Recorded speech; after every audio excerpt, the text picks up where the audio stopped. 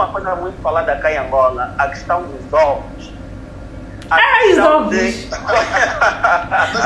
Nós temos que falar desse tema. A história dos ovos.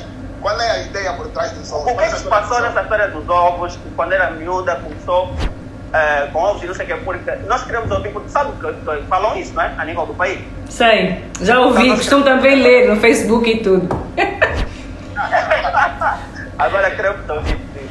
É assim, primeiro eu queria dizer que eu sou um pouquinho mais velha que vocês, não é? E quando eu nasci, Angola ainda não era independente. Angola era uma colónia. E os meus pais estiveram envolvidos na parte do movimento de libertação e na guerra e tudo mais. E nós viemos para Angola, portanto, depois da independência, eu vim para Angola depois da independência, mas desde 1975 até quase 2000 Angola esteve sempre em guerra. E quando eu era pequenina, em 1975, 76, 77, 78, enfim, esses anos foram anos muito, muito difíceis.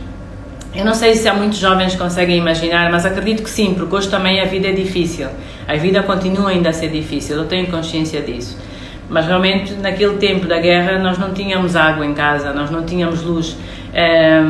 As prateleiras do supermercado estavam vazias, não havia comida. E então, o que os nossos pais tinham que fazer, no fundo, era se virar, não é?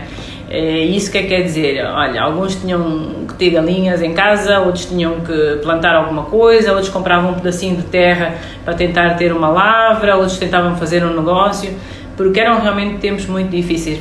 Foi a guerra quando a África do Sul invadiu Angola, né? Quando o exército sul-africano invadiu Angola. E eu lembro que havia muitos bombardeamentos, vinham aviões, bombardeavam, partiam todos os postos de eletricidade, partiam, rebentavam aquilo tudo, nós ficávamos tipo 2 meses sem luz, completamente escuro. Foi uma guerra muito difícil. E nessa altura havia muita fome também. Eu sei que hoje também há muita fome, infelizmente, portanto, infelizmente as coisas não estão melhores.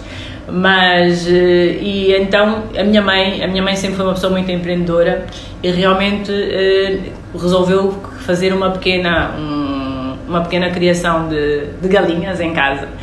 E eu era pequenina e ajudava a minha mãe a tomar conta das galinhas e ajudava a produção dos ovos e depois ajudava também a vender os ovos. E porque ela ia trabalhar, ela tinha um emprego, saía de manhã muito cedo, voltava a casa muito tarde, nós vivíamos só as duas, eu e ela. E era a maneira que eu tinha de ajudar, porque eu sempre quis ajudar os meus pais, sempre quis ajudar a minha família, sempre quis ajudar no que eu pudesse. Se eu pudesse trabalhar em casa, eu trabalhava. E aí é que vem esta história, porque eu um dia conto esta história a um jornalista inglês, mas infelizmente eu acho que o jornalista inglês não conhecia bem o facto de que Angola tinha estado em guerra e as dificuldades que nós tínhamos passado e tudo mais, e ele acha um bocadinho engraçado esta história dos ovos e então cria ali uma anedota, mas é uma história verídica. Realmente nós tínhamos uma criação de galinhas e uma produção de ovos em casa, porque era assim, naqueles dias era assim, nós não éramos a única família que fazia isso e sim, eu ajudava a vender os ovos, sim senhora. Então, Tá dito! A história foi só descontextualizada, porque a história foi tipo, começou a sua vida de empreendedora a vender ovos. Não. Aquilo era. Ovos, candados. Não comecei a minha vida de empreendedora a vender ovos. Eu vendia, ajudava os meus pais em casa num período muito difícil. Um período muito difícil para Angola. Um período onde havia recolher obrigatório. Depois de uma certa hora ninguém podia sair de casa. Por exemplo, nós tínhamos, para poder comprar comida, havia uns cartõezinhos e tu só podias comprar o que estava escrito naquele cartão e só havia uma loja que podias ir, não podias ir à loja que tu quisesses. Portanto, era uma realidade bem diferente do que é hoje. E claro que alguém que não tenha conhecido essa realidade e ouça essa história vai achar incrível, vai dizer, não, isto é mentira, não aconteceu. Mas eu não comecei a minha vida de empreendedora a vender ovos. Eu vendi ovos a ajudar os meus pais numa altura em que havia guerra e que as coisas eram muito difíceis. Ok. Falou da sua mãe que também era empreendedora e tem essa veia. Puxou essa veia da sua mãe? Eu acho que sim, porque ela sempre foi uma pessoa que realmente gostou disso e que trabalhou toda a sua vida nesse sentido. e sempre me incentivou muito a ser independente. Sabes, como mulher, ter uma mãe forte, independente e que te inspira, que te dá coragem de fazer as coisas é muito importante para uma criança. Porque eu sempre digo que as mães são uma espécie de uma enciclopédia, não é? As mães são um livro, são uma enciclopédia dos filhos. Então, quanto mais conhecimento tem a mãe, quanto mais coragem ela tem, mais ela consegue passar para as crianças. E foi isso que eu felizmente tive na minha vida. Consegue nos ouvir, gente? Eu consigo. E vocês? Não consegue ouvi-la. Mas está um bocadinho de retorno. Pode? Não. Como? Tem fones? Fones? Eu tenho fones com fio. AirPods. Eu não tenho AirPods. Ok. Mas queres que eu ponha os fones com fio? Não faça isso. Não. Opa. Não, eu vou ter que explicar à audiência o que é que se passa. O que se passa é que o Danilo e o Kendas, quando foram almoçar comigo, viram que eu tirei da minha pasta uns fonezinhos com fio. E começaram-se a rir, a dizer que eu não tinha aqueles outros que todo mundo agora tem, os AirPods. Isso. Yeah. Não, esse eu não tenho, eu só tenho mesmo aquele do fio. Mas aceito presente, podes-me oferecer. Mas eu também acho que não sei usar. Tranquilo. Eu ia perguntar se a veia empreendedora é da sua mãe. Eu acho que sim. Aliás, tenho quase a certeza. Conseguiram ouvir? Eu posso ir? Não está a passar o som? Ouvimos.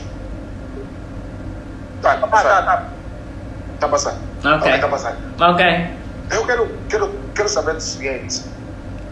Durante os 2 últimos anos, a sua vida tem sido um up and down, uma roller coaster, uma montanha russa. Eu diria que, não sei se é montanha russa, eu acho que é mais uma descida.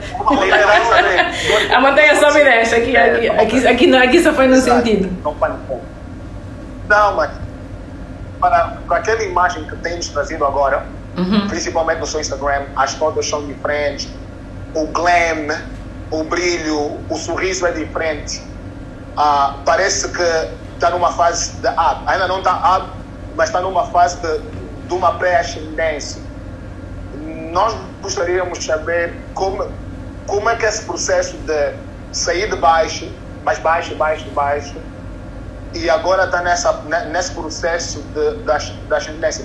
Tem que ver, e também deve ter sentido com a questão das fotografias, com a questão dessa confiança dos últimos posts, etc. Nós queríamos falar um bocadinho disso, porque muitas pessoas estão surpresas com a maneira que hoje em dia tem se mostrado nas redes sociais, nesse sentido de mostrar um bocadinho mais desse lado e dessa confiança, porque acho que é um bocadinho do que o Kenny estava a dizer. O que é que nos pode dizer sobre isso?